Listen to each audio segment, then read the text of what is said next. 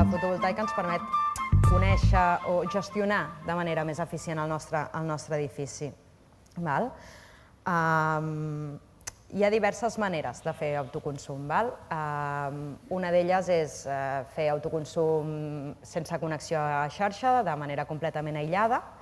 Tenim també les instal·lacions assistides, que aquestes utilitzen la xarxa com a recolzament, però no poden funcionar en cap cas simultàniament. I després tenim les instal·lacions interconnectades. Aquestes instal·lacions interconnectades són bàsicament la casuística que ens trobem en els municipis. Dintre d'aquestes interconnectades, diguéssim, també hi ha la del balanç net, però el balanç net, com tots ja sabeu, encara no ha sortit. De fet, d'aquí 8 dies, exactament el 18 de març, s'havien de complir els 4 anys de l'aprovació del Reial Decret i encara no ha sortit ni tampoc n'hi ha vistes de que surti.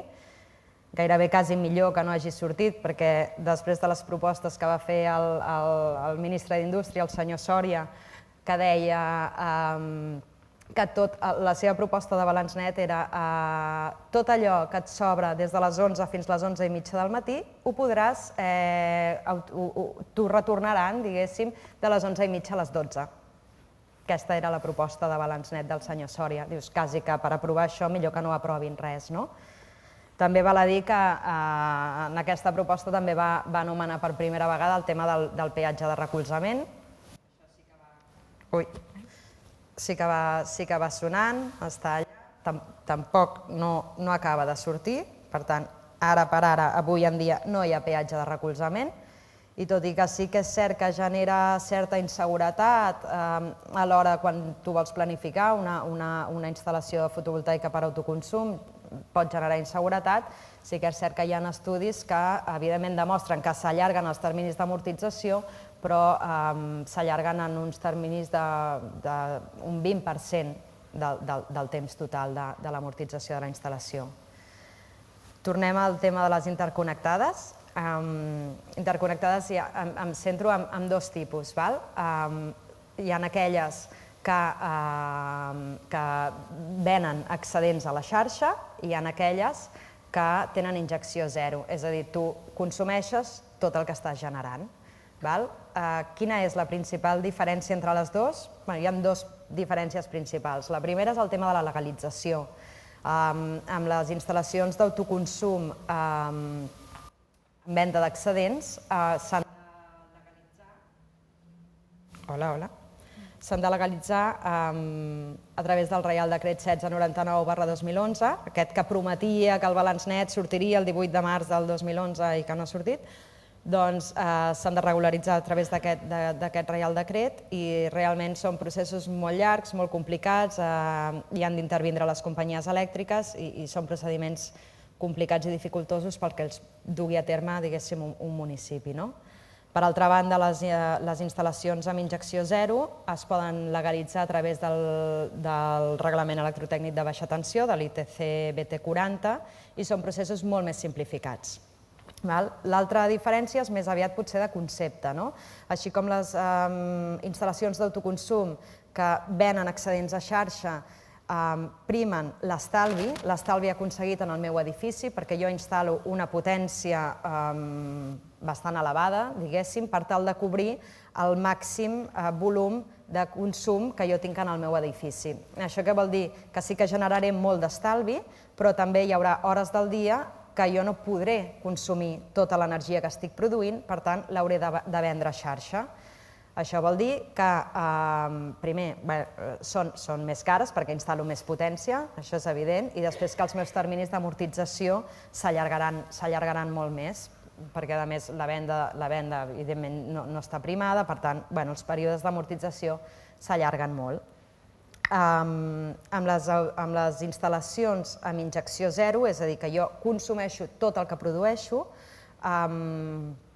jo estic primant la rendibilitat, bàsicament.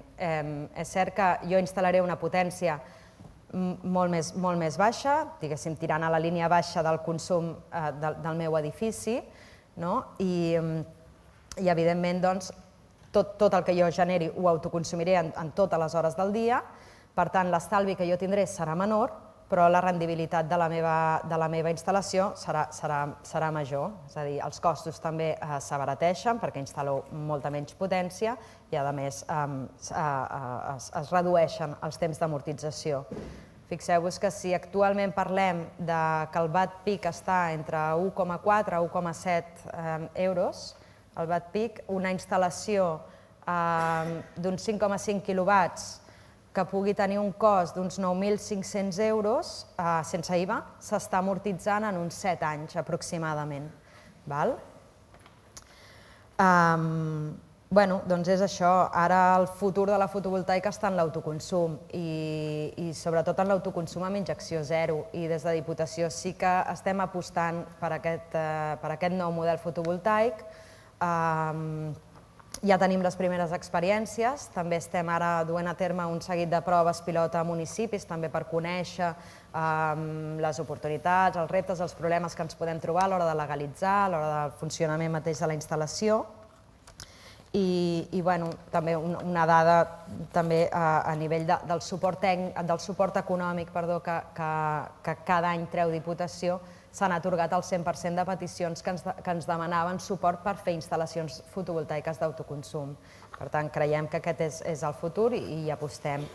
Sí que és cert que és imprescindible o una de les coses fonamentals a l'hora de dimensionar la meva instal·lació d'autoconsum amb injecció zero és conèixer els consums que té el meu edifici. Per tant, la monitorització juga un paper important en això. Efectivament, quan volem fer una instal·lació d'autoconsum en un edifici, necessitem saber la corba de consum d'aquell edifici i per tant el que fem és instal·lar un conjunt d'aparells. El que hem anat veient és que en els edificis on hem instal·lat una instal·lació fotovoltaica d'autoconsum, curiosament el consum global de l'edifici també ha baixat. Per què? Nosaltres el que fem, totes les instal·lacions han de tenir un mesurador de la producció d'energia renovable i un altre aparell que mesura el consum de l'edifici. Per tant, així sabem quin percentatge d'autoconsum estem tenint en aquell moment. Doncs, curiosament, el fet d'instal·lar aquest aparell fa que algú s'ho vagi mirant i pel simple fet que algú es va mirant el consum de l'edifici va detectant diferents oportunitats d'estalvi addicionals pel comportament, pel que sigui. I és el simple fet de mirar quan consumeix un edifici. I aquest segurament seria la primera font de finançament de qualsevol ajuntament, seria primer de tot estalviar, aconseguir estalviar l'energia i que aquesta energia que estalviem, per tant aquests costos que estalviem, els puguem reinvertir d'alguna manera amb noves actuacions i nova eficiència. Això que estic dient que és tan senzill i que té tant de sentit comú, moltes vegades és molt complicat de fer. Tots els que treballeu aquí en un ajuntament direu Blanca, però la despesa amb electricitat és una despesa corrent i per tant va a la caixa, la caixa general.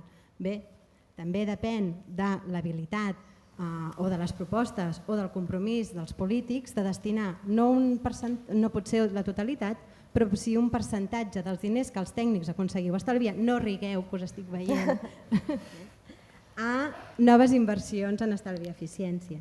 Això és el que els anglesos anomenen el revolving funds, el fet d'aconseguir un aport inicial i el fet d'anar invertint en estalvi i eficiència va fent que sempre vagis tenint uns certs ingressos. O és el que l'Ajuntament de Rubí, que en aquests 4 anys ha esdevingut un dels exemples a seguir, ells anomenen a transformar costos en inversió. Per tant, una despesa corrent passa una part a destinar-se a fer possibles inversions. És una qüestió més de voluntat que de complicació política. Ai, de complicació tècnica, perdoneu. Com podem estalviar? De fet, això ja vosaltres ja ho sabeu, hi ha com uns passos a seguir. El primer pas a seguir és saber quanta energia gastem. Si no sabem quanta energia gastem ni en quines pòlisses ni de quina manera, difícilment podem saber emprendre accions de millora. Les primeres accions de millora són estrictament econòmiques. Es tracta d'ajustar termes de potència, sobretot, i sobretot molt important a partir de l'agost del 2013, a contractar discriminació horària en aquelles tarifes, sobretot de consum nocturn, o entre d'altres. Deixeu-me, per fer això vaig buscar alguns exemples. Un exemple molt senzill. Un municipi de 13.000 habitants, una cosa bastant comuna a la província de Barcelona, té 92 contractes elèctrics. Això representen 375.000 euros de despesa anual. Doncs, detectant errors de facturació, coses que passen sovint, cada cop menys, certament, però que encara a vegades passen.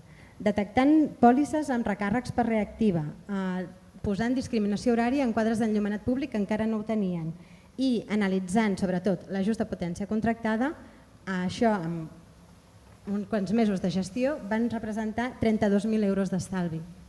32.000 euros de 375.000, és gairebé un 10%. No està gens malament fent aquestes gestions. D'aquests diners, això es anava pagant cada any, doncs es pot intentar destinar una part a altres actuacions.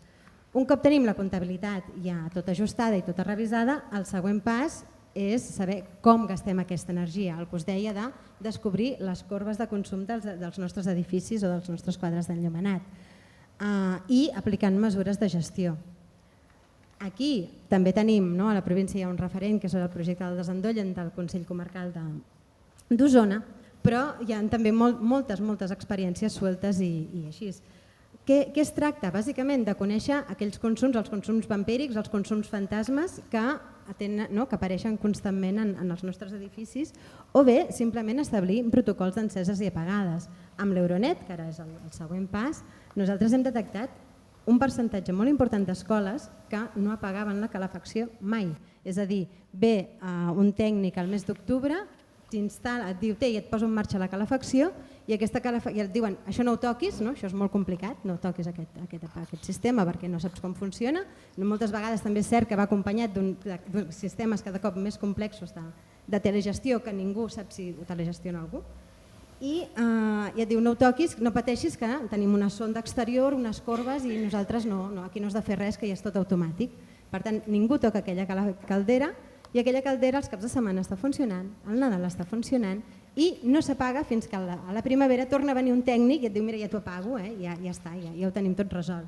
Només apagant la calefacció estem aconseguint estalvis de 6.000 euros l'any per un edifici.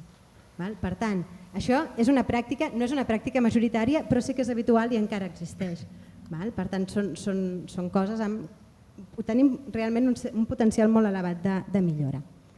I per últim, i no menys important, el que hem de fer és involucrar les persones que estan en aquells edificis. Nosaltres amb l'Euronet 50-50 això ho fem, ho treballem molt a les escoles, amb els alumnes i amb els mestres, però també hi ha moltes iniciatives de formació del servei de neteja, de les persones que renten els nostres edificis o dels conserges i cada cop hi ha més campanyes de conscienciació.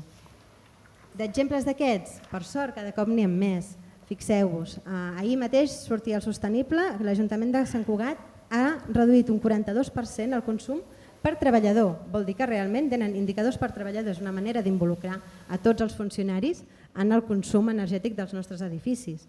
O l'Ajuntament de Mollet, que demà ens explicaran els resultats amb l'Euronet. El primer any, 14.000 euros d'estalvi, amb llum, amb les 4 escoles que participen en el projecte.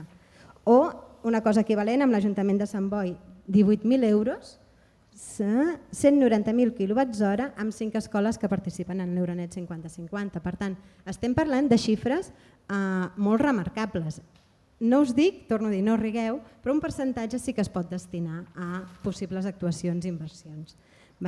Aquí, bàsicament, això estem parlant de costos humans. Són persones, tècnics de l'Ajuntament que es dediquen a implantar coses. Si els recursos de l'Ajuntament són limitats o no hi ha temps o el que sigui, sempre ens podem plantejar contractar la figura d'un gestor energètic extern si no el podem tenir propi dels nostres edificis. I això pot arribar fins i tot a un contracte de serveis energètics de gestió. L'ICAEN just ara acaba de fer una primera prova, és un contracte de serveis que el que fas és contractar una empresa amb estalvis garantits. És una cosa de les que haurem de descobrir una mica aquest proper mandat, és una eina més que tenim. Però primer, segurament la primera opció és fer-ho des de casa amb els tècnics municipals. Ja per acabar, ara els meus companys us explicaran què passa quan no n'hi ha prou amb la gestió i realment arriba un moment que necessitem fer grans inversions.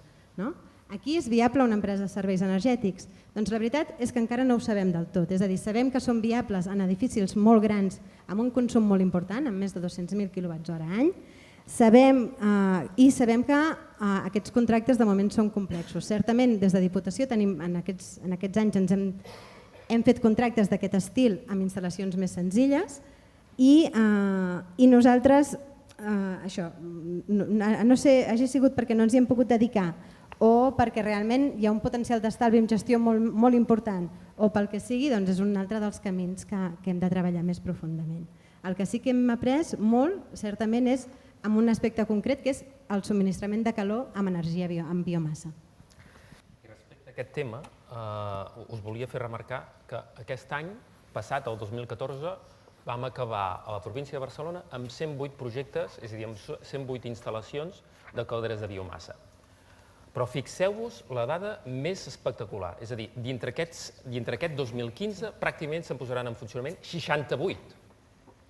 68 instal·lacions d'un total de l'inventari que tenim acabat de 2014 de 108 instal·lacions. És a dir, pràcticament no doblarem, però multiplicarem per un 60 o un 70%, diguéssim, aquestes instal·lacions.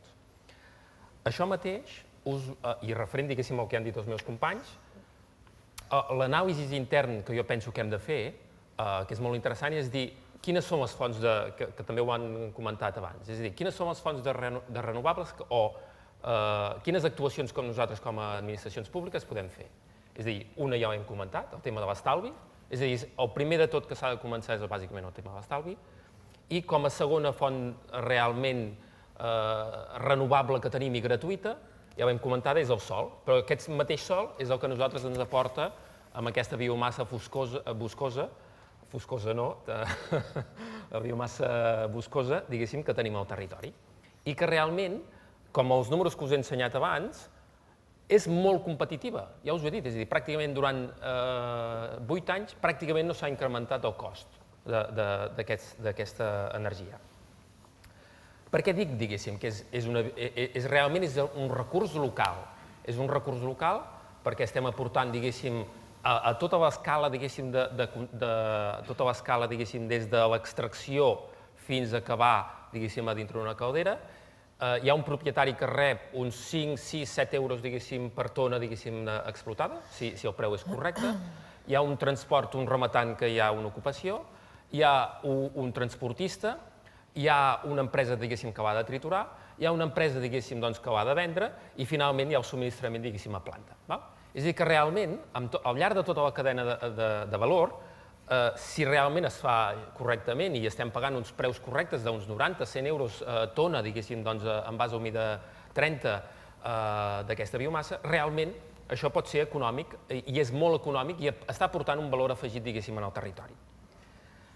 Per què dic, diguéssim, que és un valor local, diguéssim, del territori? Perquè la superfície forestal arbrada a Catalunya representa el 48%, és a dir, el 48% de la superfície que tenim a Catalunya és arbrada.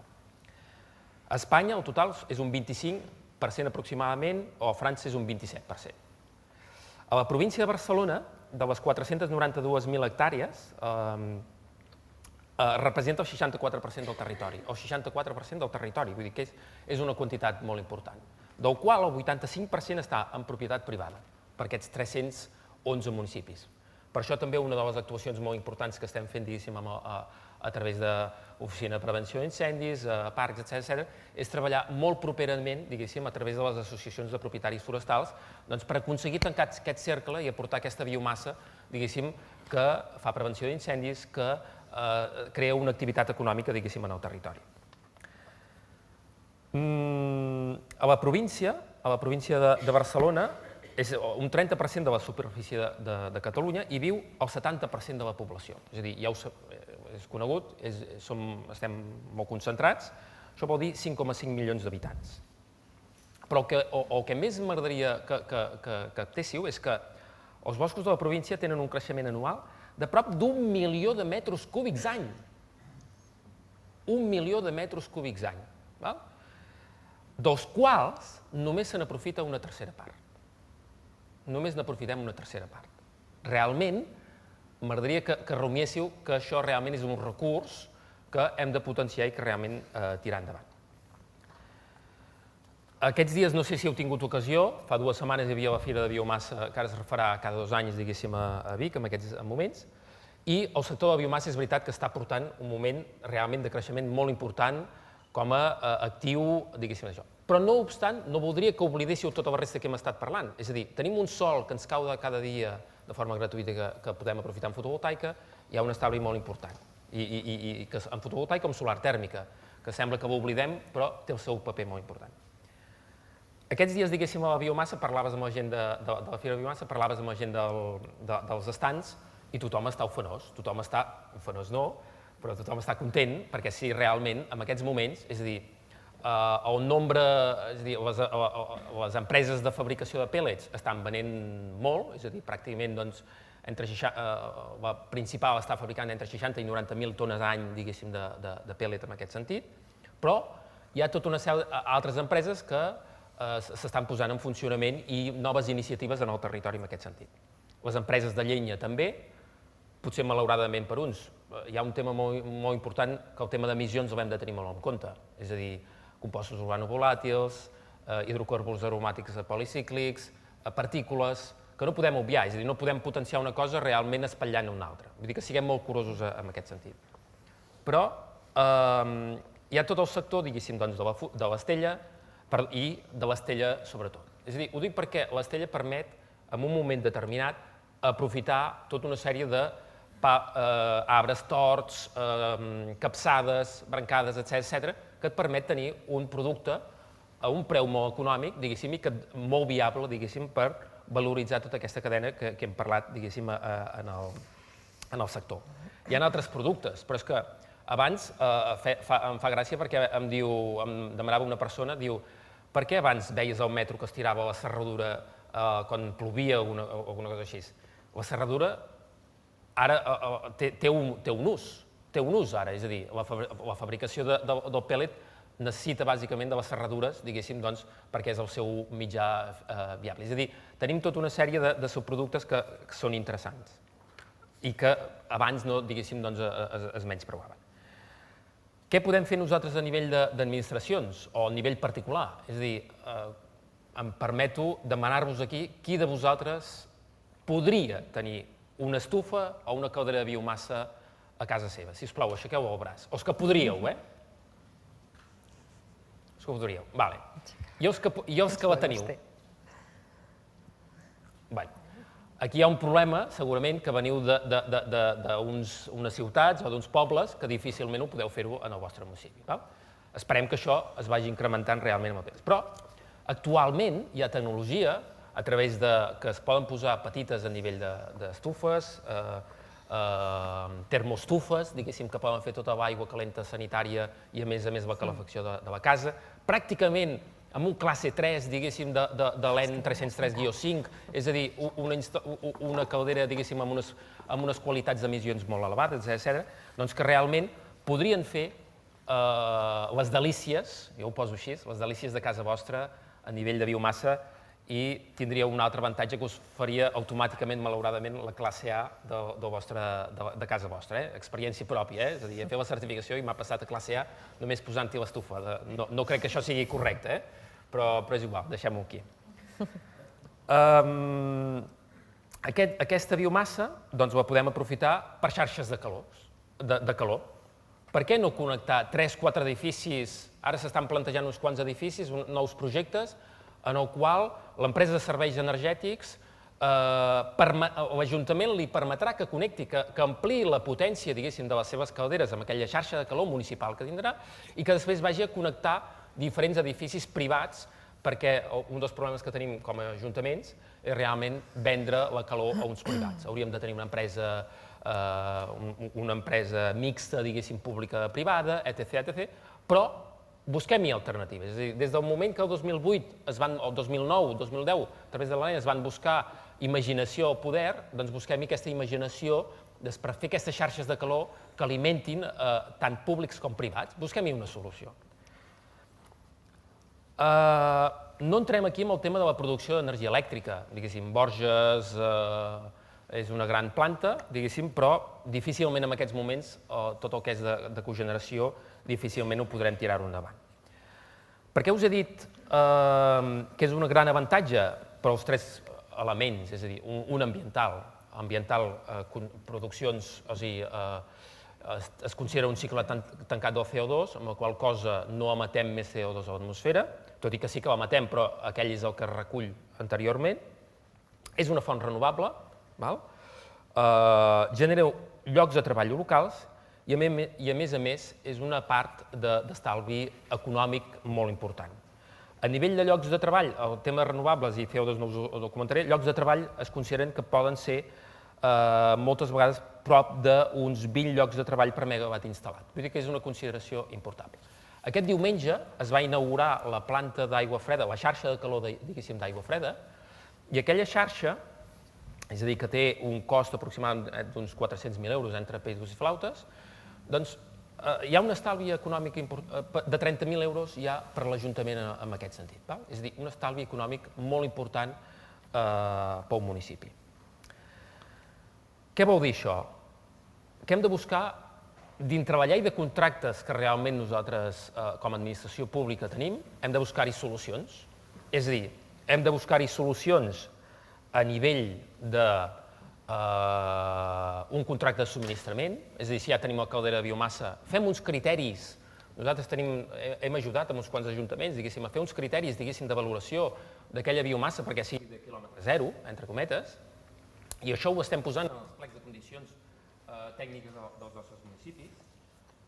Però potser no és només un contracte de subministrament, també podria ser un contracte d'obres mixt amb un contracte de subministrament, és a dir, l'empresa que vingui, que ens faci, diguéssim, la instal·lació i, a més, ens subministri energia. Aquest és un dels aprenentatges importants que al llarg d'aquests 4 anys hem tingut. És a dir, és molt, molt, molt important lligar que l'empresa que et construeixi et mantingui, és a dir, et faci el servei i et subministri l'energia. Perquè, si no, per l'Ajuntament és un problema. És un problema el dia que la Sitges queda buida. És un problema el dia que són les 6 del matí, la calefacció no funciona i tota l'escola està a 6 o 7 graus o està a 10 graus.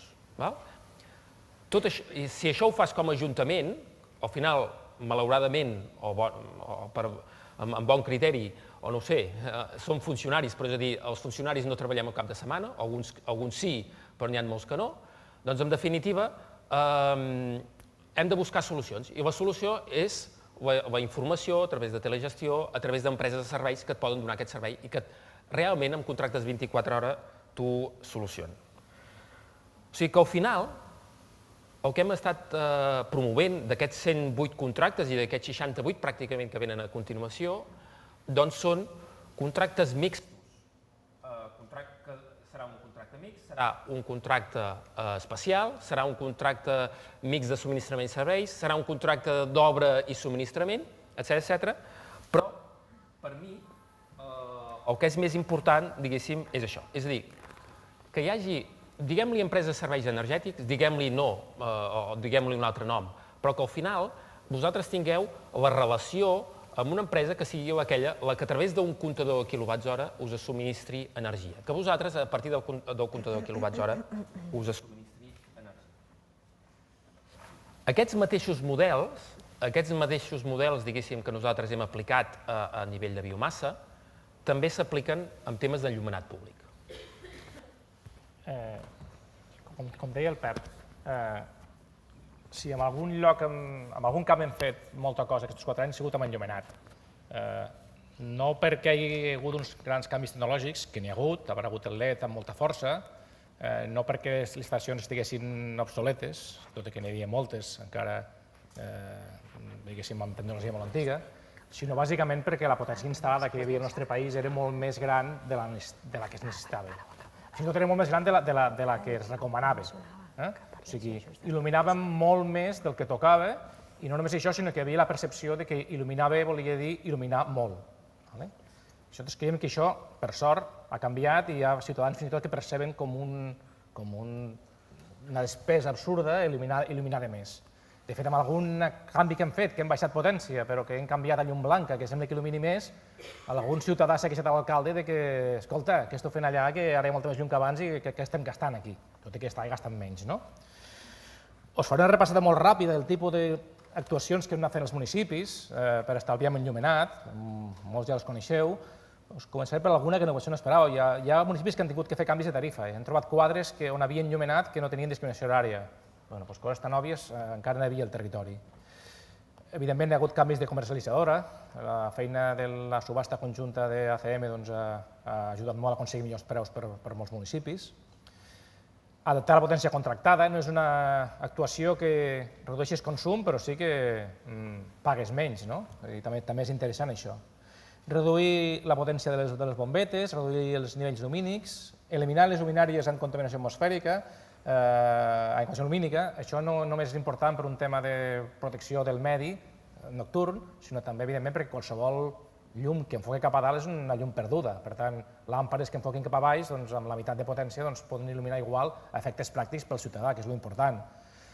Eliminar tecnologies com vapor de mercuri, que les hem passat a sodis, o més aviat, si podem, a halogenurs, o fins i tot a LED, perquè hem descobert, o tots hem percebut, que el passar de groc a blanc, amb això que l'ull humà veu millor els colors en blanc, podem baixar més la potència i la gent no es queixa, sinó encara hi veu millor.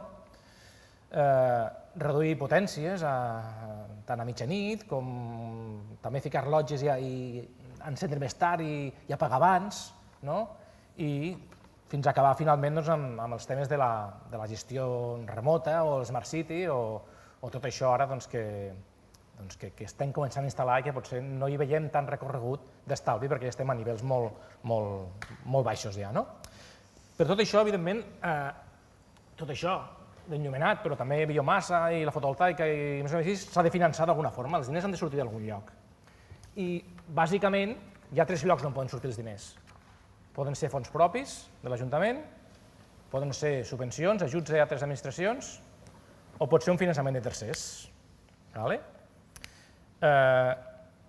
Fins ara, una de les limitacions per escollir què volies fer servir, de totes aquestes opcions, era el tema de l'endeutament, que no només era un tema de no tenir diners, sinó que era un tema de limitació legal del límit d'endeutament dels ajuntaments.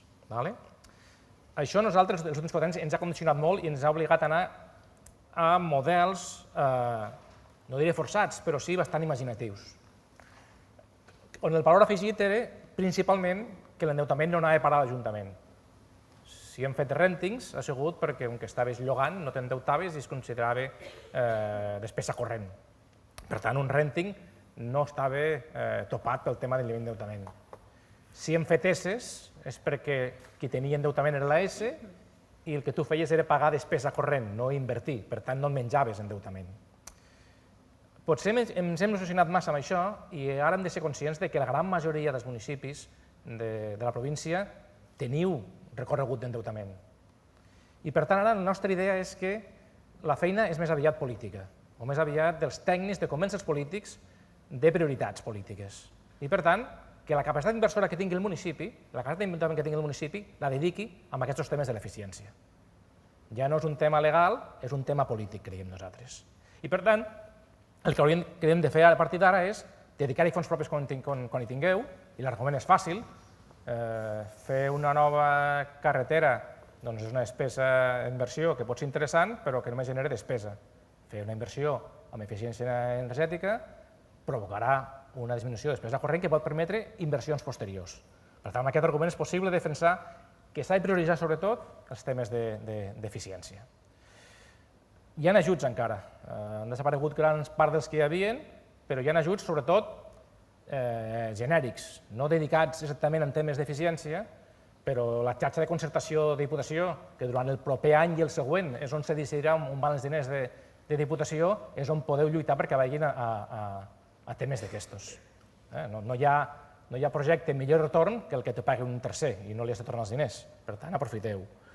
Hi ha PUOS, hi ha FEDER, o hi ha rumors que n'hi ha hagut, al final no han aparegut, però hi ha una tercera pota, una quarta pota, que és aquest FE, que és el Fons d'Eficiència Energètica, que acaba de crear l'estat espanyol, impost per la directiva, que que està recollint diners de les comercialitzadores d'energia elèctrica, que en principi a Europa li agradaria que fos finançament, que fos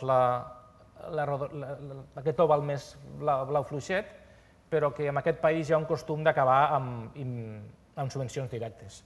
Per tant, és molt fàcil que els propers anys hi hagi subvencions per particulars, però també per administracions públiques, en temes d'eficiència, amb aquest fons que està dotant el govern. I si hem d'anar a finançament, doncs tenim dues línies de Diputació que moltes vegades no hi penseu. Diputació té una línia amb interès zero, fins a 175.000 euros per municipi, que molts no l'esgoteu, no la feu servir, i té una línia, que en aquest cas ara està en Banc Sabadell, diria, amb uns interessos molt més interessants que els de mercat, i també mai s'esgote.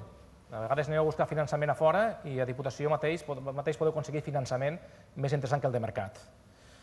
Hi ha ajuntaments com Terrassa que estan fent servir línies europees de finançament. Aquesta línia del Deutsche Bank de l'EF és una línia de finançament de temes d'eficiència energètica. Nosaltres tenim previst parlar amb ells d'aquí 2 setmanes. Els havíem perseguit durant 2 anys, però no havíem aconseguit parlar amb ells. Ara ens venen a veure. És possible que puguem negociar algun tipus de finançament interessant també per vosaltres.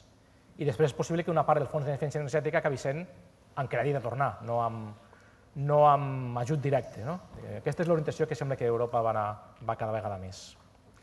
I si no, sempre podeu anar a buscar crèdit a lo que és el mercat. Hi ha el préstec que fan els bancs, hi ha el RET, ja que hem parlat, hi ha el capital privat, que ells insisteixen molt que no se digui capital risc, i és cert, el capital privat, que són fons de famílies, moltes vegades, que busquen un retorn econòmic, són molt conservadors, per tant, no tenen res de risc. Per tant, podria ser una possibilitat. I aquí s'apuntem una pota que després veureu que considerem que cada vegada pot ser més important, no tant per volum, però sí per altre tipus de connotacions que té, que és fer servir el finançament que provingui directament dels ciutadans o de col·lectius del vostre municipi. I comencem ara la part aquesta de reflexions de futur. Reflexions de futur, val. Per exemple, aprofitar totes les innovacions tecnològiques que hi ha i que cada vegada van endavant i més endavant. Per exemple, en temes de fotovoltaica ja hem assolit la paritat de xarxa, inclús l'hem superat, per tant és molt més barat consumir la meva pròpia energia que consumir l'energia que jo compro a la xarxa. Ja us he comentat abans que ja hi ha les primeres experiències d'autoconsum fotovoltaic amb injecció zero. A més, tot el tema de les bateries és un món que se'ns obre fins i tot a nivell domèstic. Imagineu-vos com seria tenir les meves plaques, poder emmagatzemar-me la meva energia a casa meva i que la pogués consumir quan realment la necessito. Doncs realment aquestes bateries no queda tant perquè surtin al mercat. A nivell d'enllumenat, el que comentava ara el Fran, el tema del LED, ha millorat moltíssim la qualitat lumínica dels carrers de les nostres ciutats o pobles. A més, permet moltíssima capacitat de regulació. Per tant, imagineu-vos una altra vegada tots els polígons industrials o totes les urbanitzacions del nostre territori il·luminades amb LED, que només utilitzin la seva màxima potència quan realment hi passi un peató o hi passi un cotxe i que després, la resta del temps, moltíssimes hores, funcionin només a un 10% de la seva potència total. A nivell de monitorització, el que comentava la Blanca, el tema d'aparells de monitorització està avançant moltíssim. Cada vegada hi ha més marques d'aparells, cada vegada són més fàcils d'instal·lar, ens permeten, a més, ens donen moltíssima informació, ens permeten conèixer els consums dels nostres edificis, com els usuaris hi interactuen amb aquest edifici, a més són superdidàctics, i ja no només, a més, monitoritzen consums elèctrics, també monitoritzen consums tèrmics. A més, ja no només és telemesura, també incorporen temes de telegestió, per tant, ens permeten gestionar, diguéssim, les enceses i les apagades dels nostres equips. A nivell de biomassa, el que comentava ara tot just el Pep, com han canviat el tema dels combustibles amb la biomassa, primer de l'estella, el pèl·let, després municipis que ja estan incorporant la poda municipal com a combustible o inclús el sarment, i el tema aquest de revaloritzar subproductes que abans ens generaven una despesa i ara en canvi ens generen riquesa. Es tracta d'això, d'aprofitar totes aquestes innovacions o avenços tecnològics que estan havent-hi i que no paren, no s'aturen. Per tant, els propers anys el nostre repte és continuar donant suport a les millores de les instal·lacions d'enllumenat i promovent instal·lacions de biomassa, però sobretot entrar en la gestió integral dels edificis, enfortint la comptabilitat, la gestió, la monitorització, promovent instal·lacions d'autoconsum, però segurament amb tot això tenim molta feina a fer, és cert, però bàsicament estem atacant o estem treballant sobre el 3% de les emissions d'un municipi. En funció del municipi podríem arribar al 6%, però no deixa de ser un percentatge minoritari. És un percentatge molt important perquè, primer de tot, és aquelles instal·lacions que nosaltres podem actuar, són la nostra responsabilitat com a administració pública, i també perquè serveixen d'exemple, allò que diem moltes vegades, de ser exemple de cara a la ciutadania. Tu no pots exigir o dir a ningú el que ha de fer si tu no ets el primer que dones exemple. Però certament el salt important i un dels reptes que tenim de cara als propers anys és fer el salt als sectors més emissors i més consumidors d'un municipi. La mobilitat, aquí els ajuntaments tenim molt marge d'actuació, de regulació del trànsit rodat, i saltar d'alguna manera al sector domèstic i al sector terciari. Llavors, us volíem fer una reflexió. A partir de les dades tècniques que estem treballant, podem dir que ja han complert 5 anys abans, amb alguns dels compromisos dels PAEs. La crisi, l'aturada de consum, el canvi de mix energètic, que fem servir abans amb el boom de renovables, ara mateix, les emissions s'han reduït més d'un 20%, que és el nostre compromís, per tant ja hem fet la feina. Teniu aquesta percepció vosaltres? Creieu que quan vam signar el PAES volíem fer això? Arribar només a aquest 20% per raons que no controlàvem? Crec que és evident que no. Tots tenim clar que era un 20% perquè era el 2020. Si arribés el 2030 hagués sigut un 30% d'emissió. L'important no era el 20%, era aquest canvi no tècnic, sinó aquest canvi social. Arribats a aquest punt, i sí hem vist que l'endeutament ja no és un problema.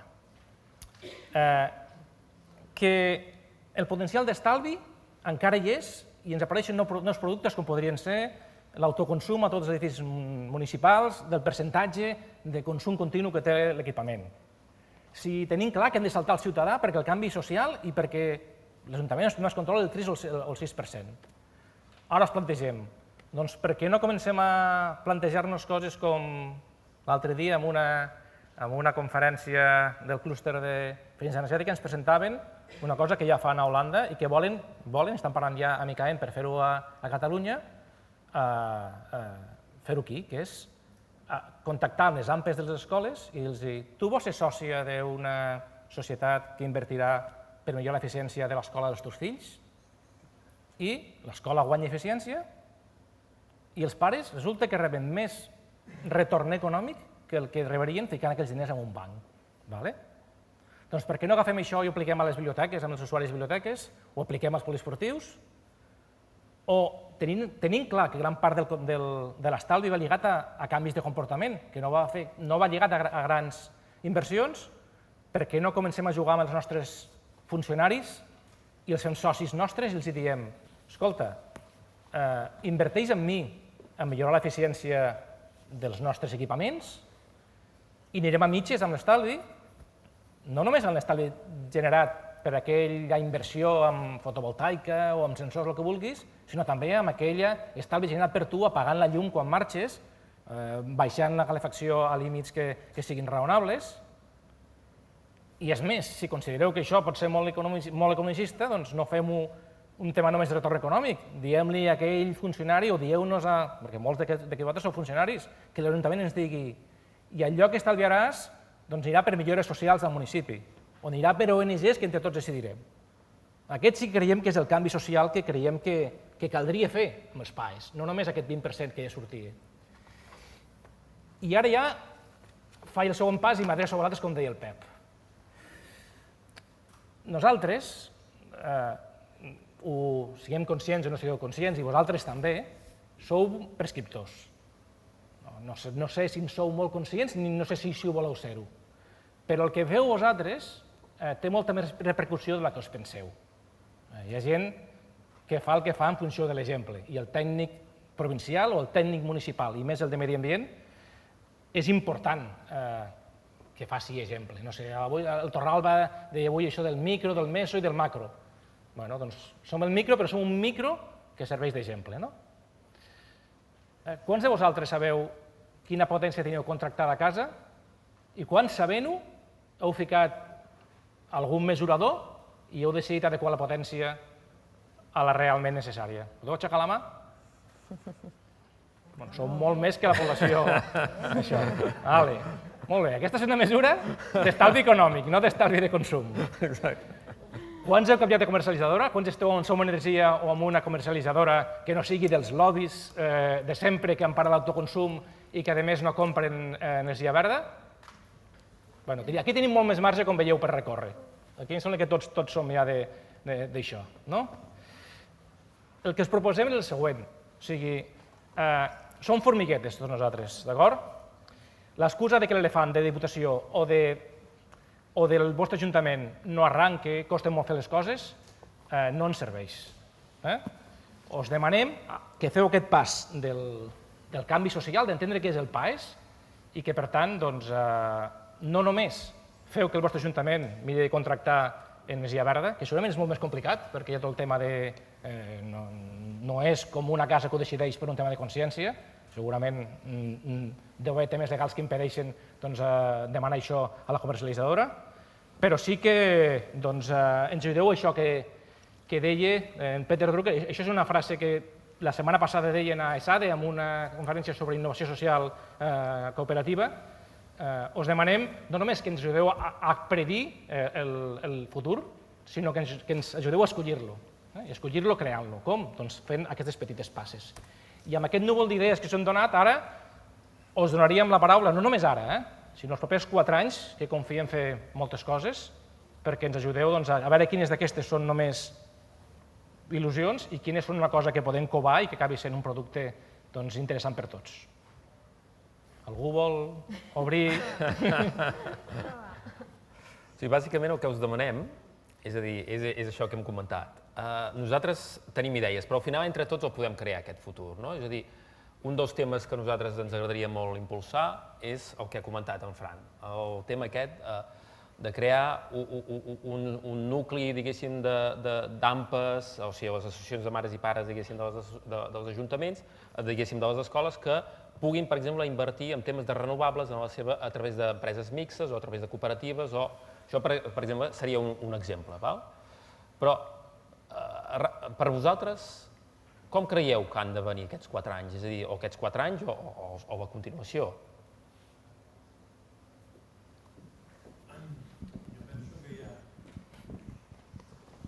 Jo penso del que heu estat explicant, penso que el tema de l'autoconsum penso que és una de les coses que s'haurien de potenciar més. I llavors, referent al tema del finançament, no sé si us heu plantejat la possibilitat de fer el mateix que es va fer amb els plecs de lloguer de terrats, fer el mateix però amb autoconsum. O sigui que d'alguna manera buscar inversors perquè instal·lin autoconsum i amb el que deixem de pagar nosaltres a les companyies ho paguem als inversors.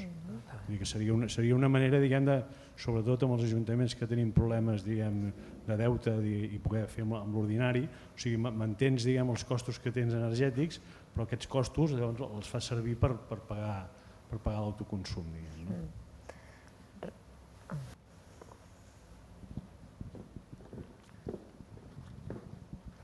Jo crec que un dels potencials que tenim els ajuntaments, no tots però alguns, que tenen companyies municipals d'aigua, que són bastant esteses al territori, que tenen la infraestructura i inclús la rendibilitat, perquè són empreses que normalment funcionen bé econòmicament, que poden ser els que poden donar el salt amb subministres, per exemple, de més elèctrics. Per tant, tot el tema de les famoses teulades, etc., els equipaments municipals, i vendre energia a tercers, etc., tenim una estructura, una infraestructura, que són les companyies d'aigua municipals, que poden fer. El que passa és que els hi fa mandra. els hi fa mandra. I aquí sí que tornem a que deies abans que això és molt pesat i ningú es farà cas. Però jo crec que aquí hauríem de buscar ja la fórmula i potenciar una, la primera que s'apunti, i després una mica de xarxa, perquè la tenim, l'infraestructura, només falta voluntat política i també tècnica. No? I després el tema de l'autoconsum, crec que ens hem de posar en xarxa, és a dir, si hi ha 3 experiències, doncs fem l'associació dels primers 3, com hem fet, o dels primers 25 o dels primers 50, i que això ens animi la resta de gent a fer-ho, perquè si no sembla que són actuacions molt individuals. No? I crec que aquesta és una de les vies que la petita finestra que s'ha obert amb el tema de la fotovoltaica, obrim-la molt més. No? No, sapigueu només que l'administració d'autoconsum de la província va ser a Centelles, i no és perquè sí, perquè Centelles té companyia elèctrica pròpia. I sapigueu que Barcelona, ciutat, s'ho està plantejant, el crear una comercialitzadora o controlar part de la subministradora, diguéssim, tornar-la a fer pública com en l'aigua. Clar, si Barcelona fes aquest pas, és un pas d'escala molt gran i que pot permetre canviar aquest model a molts altres municipis. A Europa ja està passant això, ja hi ha hagut referèndums d'alguns municipis alemanys per decidir si tornaven a fer públiques les companyies elèctriques.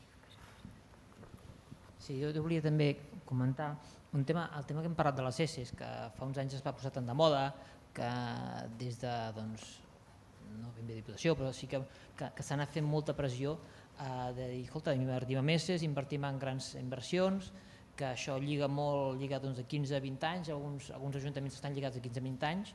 Això, clar, fa uns anys ens ho venien com que era el millor del millor.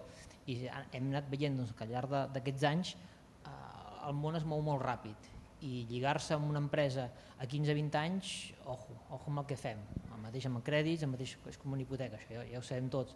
Per tant, analitzem ben bé el que volem fer amb els nostres contractes o les inversions que volem fer. Lligar-nos molt amb l'evolució ràpida d'aquest món és complicat. Té pros i contres, jo crec que hi ha més contres que pros.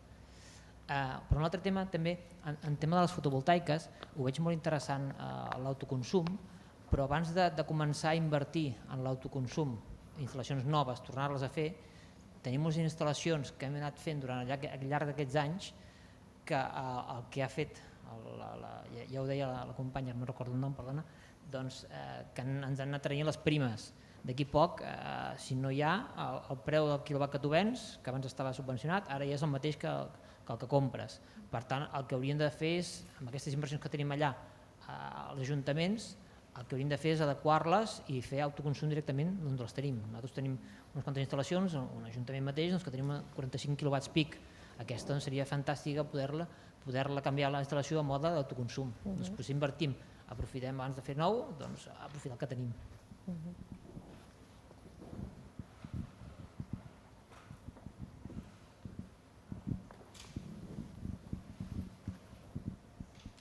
Jo, en relació al que deia Frank de generar, de captar finançament, penso que l'essència per moure-ho tot seria captar interès, no? Generar, en compte d'un banc d'energia o un banc de diners, banc de coneixement, perquè aquesta és el motor del canvi, perquè finançament veiem que hi ha, i després has d'articular un finançament, l'interessant és que una persona a casa senti atreta per quan ha de gestionar les seves instal·lacions, o bé instal·lar una caldera de condensació o es faci un replantejament en principi de com està en la seva pròpia casa. Seria focalitzar-nos una mica en el banc del coneixement i no tant en una cosa que podríem morir en l'intent, no? Seria un esforç de fer microfinançament, que també podria servir, però que cadascú pot decidir destinar els seus estalvis a casa seva, que actualment això no passa.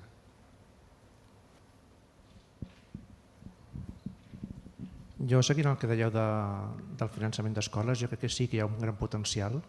Hi ha experiències, sobretot a Anglaterra, de comunitats educatives que fan inversions en eficiència energètica finançades de manera col·lectiva amb finançament de crowdlending, no sé si coneixeu el concepte, de gent, molta gent que posa petites quantitats de diners en un projecte d'inversió, i aquest projecte d'inversió és amb eficiència energètica, la comunitat que rep la inversió té un estalvi, la gent que posa diners té un rendiment econòmic, però és que a més pot ser que la mateixa comunitat que rep la comunitat educativa, pares, mestres, veïns de l'escola, siguin en part ells mateixos els que posin els diners. I aquest és un model que sí que es pot potenciar molt i jo crec que té molt futur.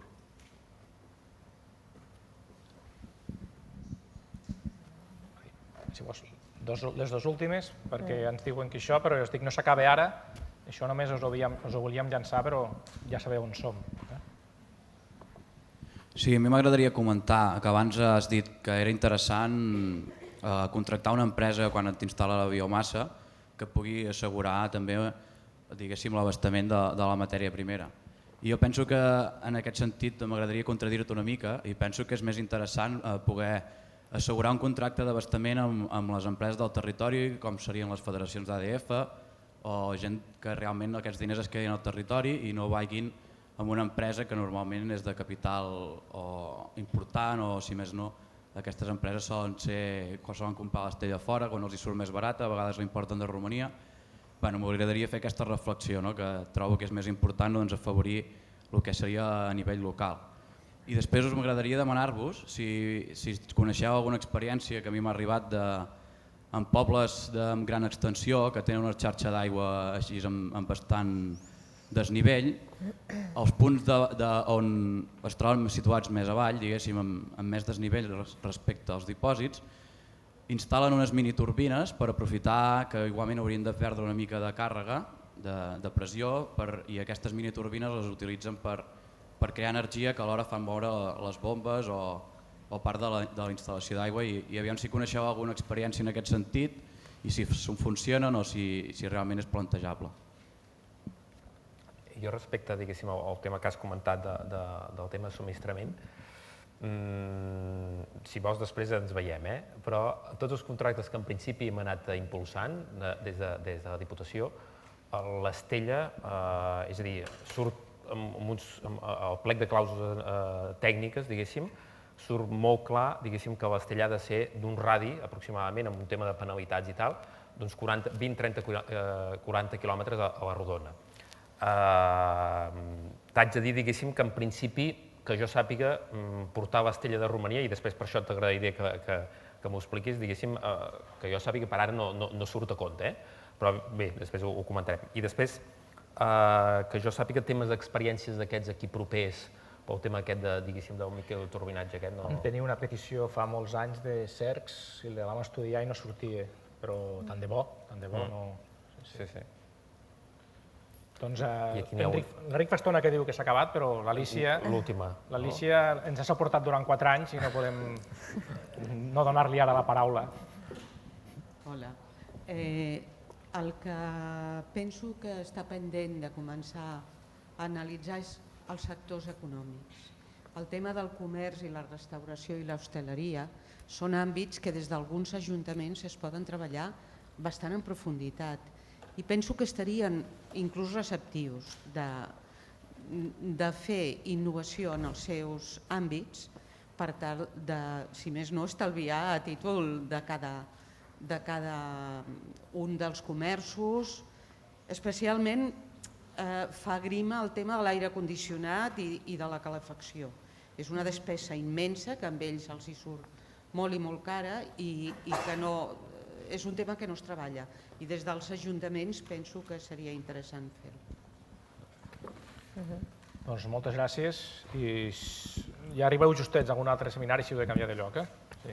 Gràcies. Ens veiem.